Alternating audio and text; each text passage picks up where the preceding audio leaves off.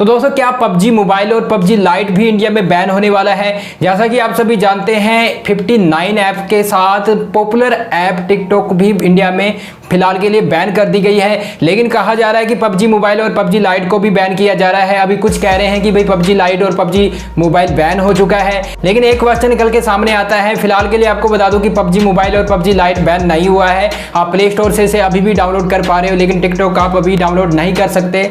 लेकिन आपको बता दूं कि टिकटॉक जैसी चाइनीज ऐप तो बैन हो चुकी है, लेकिन पबजी मोबाइल और पबजी लाइट भी एक चाइनीज ऐप है। तो इसे क्यों छोड़ा गया है, क्या रीजन है, और क्या फ्यूचर में जाकर इसे मतलब कुछ हफ्तों बाद इसे बैन किया जा सकता है जैसे न्यूज निकल के आ रही है, पूरा डिस्कस करने वाले हैं, जानने वाले हैं। तो आप पबजी मोबाइल और पबजी लाइट के लवर हैं भाई, दिन रात पबजी मोबाइल पबजी लाइट खेलते रहते हैं, ऐसे में आप पर यह आफत आने वाली है या फिर नहीं, चलिए जान लेते हैं।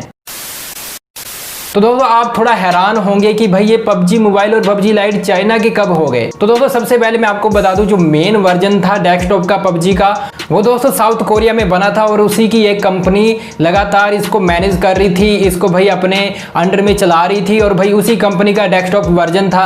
लेकिन वो चाहती थी कि चाइना में ये पबजी मोबाइल को हम लेके जाएं, पबजी को लेके जाएं, लेकिन चाइनीज गवर्नमेंट ने बिल्कुल मना कर दिया था और कह दिया कि हम यहाँ पर आपका ये गेम बिल्कुल भी नहीं चलाने वाले हैं, क्योंकि चाइना की जो पॉपुलेशन है वो दुनिया भर में सबसे ज्यादा है। तो जो भी नई कंपनी होती है वो चाहती है कि हम चाइना को अट्रैक्ट करें, उसकी जो पॉपुलेशन है उसको अट्रैक्ट करें। तो ऐसे में उन्होंने क्या किया कि वो एक कंपनी के पास गई जिसका नाम था टेंसेंट, उसके पास गई, उन्होंने बोला कि आप पबजी मोबाइल बनाइए, हम आपको सपोर्ट करते हैं, हम जो भी कोडिंग है जो भी प्रोग्राम है वो आपको बताएंगे। तो आप पबजी डेस्कटॉप जैसा एक पबजी मोबाइल बनाइए जो काफी ज्यादा प्रचलित भी हो सकता है। ऐसे में कंपनी पैसा कमाना चाहती थी और उन्होंने सोचा कि हाँ हमें ये जरूर करना चाहिए, और उन्होंने लाइसेंस अपने नाम से बनाया, यानी टेंसेंट के नाम से आप देखते हैं कि पबजी मोबाइल चलता है, तो फिर वो पबजी मोबाइल ही टेंसेंट का हो गया। तो ऐसे में आप देखते हैं कि जब भी कोई नया वर्जन आता है, बीटा वर्जन आता है, तो उसकी जो चेकिंग की जाती है, यानी उसका टेस्ट किया जाता है, जो भी बीटा वर्जन आता है तो सबसे पहले वो चाइनीज वर्जन में होता है। तो कह सकते हैं कि पबजी मोबाइल और पबजी लाइट अभी चाइना की ही ऐप है,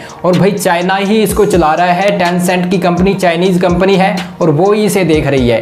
लेकिन बात अब ये आती है कि टिकटॉक जितना पबजी भी काफी ज्यादा प्रचलित है, लेकिन इसको कैसे छोड़ा गया है सरकार की तरफ से। तो आपको बता दें कि और जितनी भी एप्स है यहाँ पर उनकी शिकायतें मिल रही थी कि हमारा जो भारत से डाटा है, यूजर्स का डाटा है, तो वो चाइनीज गवर्नमेंट लगातार उन कंपनियों से भारत का डेटा, जो भी भारत में एप्स है, तो इन एप्स की मदद से चाहे टिकटॉक को ले ले या फिर 59 और एप्स है जैसे शेयर इट, क्लब फैक्ट्री और भी बहुत सारी ऐप बैन हुई है। इन सभी के बाद जो भारत की यूजर्स का डेटा था वो चाइना गवर्नमेंट लगातार ले रही थी, यानी कि ये चुराने वाला मामला था, और हमारी जो पर्सनल इंफॉर्मेशन वो लगातार चाइनीज गवर्नमेंट के पास जा रही थी। आपको बता दें चाइना में एक कानून भी है कि जो भी वहां पर कंपनी बनती है, एप्स बनती है, उन्हें कहा जाता है कि आपको हमें जितना भी डाटा है वो शेयर करना पड़ेगा, चाहे बाहर की कंट्री का हो। तो ये कानून बनाने के बाद ही उन्हें वहां पर परमिशन दी जाती है।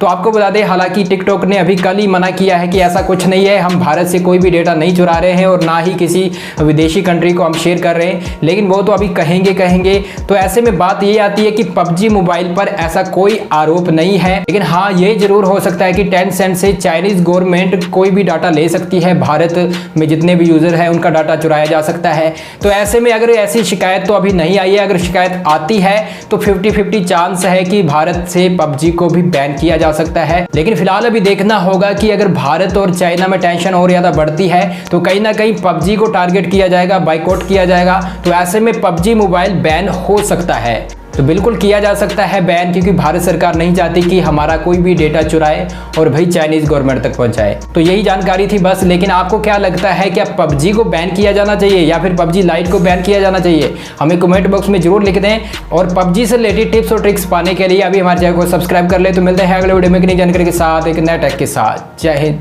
जय भारत।